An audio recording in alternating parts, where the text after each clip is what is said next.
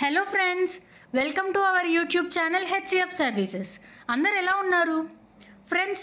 మా YouTube channel ద్వారా మీకు అందరికీ తెలియని ఇన్ఫర్మేషన్ అందించడమే మా లక్ష్యం. దాని ద్వారా ఎన్నో రకమైన వీడియోస్ని మీకు అందించడం జరిగింది. ఈరోజు అదేవిధంగా మన ఈ వీడియో ద్వారా ప్రాపర్టీని అమ్మితే ట్యాక్స్ ఎంత పడుతుంది, ట్యాక్స్ ఎలా తగ్గించుకోవాలో తెలుసుకుందాం.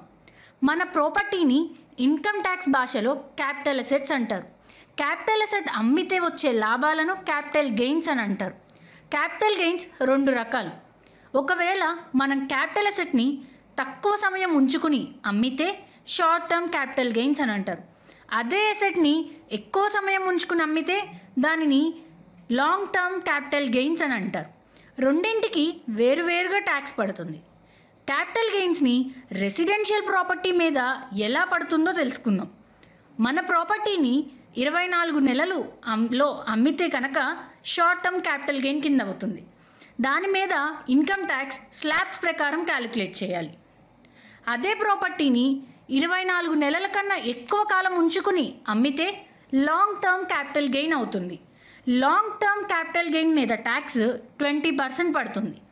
షార్ట్ టర్మ్ క్యాపిటల్ గెయిన్స్ మీద ట్యాక్స్ తగ్గించడానికి ఎటువంటి ఎగ్జంప్షన్స్ లేవు, కానీ లాంగ్ టర్మ్ క్యాపిటల్ గెయిన్స్ మీద ట్యాక్స్ తగ్గించడానికి ఎగ్జంప్షన్ ఉంది.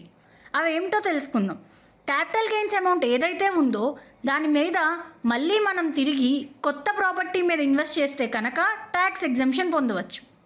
ఇంకా లాంగ్ టర్మ్ క్యాపిటల్ గెయిన్ ఎలా క్యాలిక్యులేట్ చేయాలో ఒక ఉదాహరణ ద్వారా తెలుసుకుందాం. మోహన్ అనే వ్యక్తి 2015లో 10 లక్షలు పెట్టి ఒక ఇంటిని కొనుక్కుని అదే ఇంటిని 2018లో అతను రెనోవేషన్కి 5 లక్షలు ఖర్చు పెట్టాడు.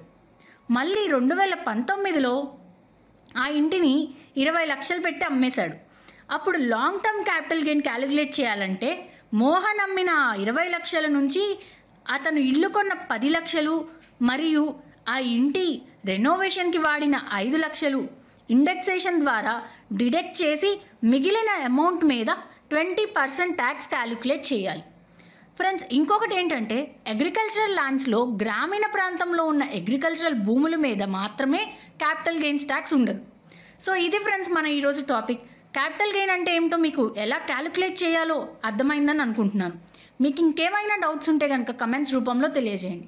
మీకు కనుక మా వీడియో నచ్చినట్టయితే లైక్ చేయండి, ఇంకా మరియు షేర్ చేయండి, అలాగే సబ్స్క్రైబ్ చేయండి.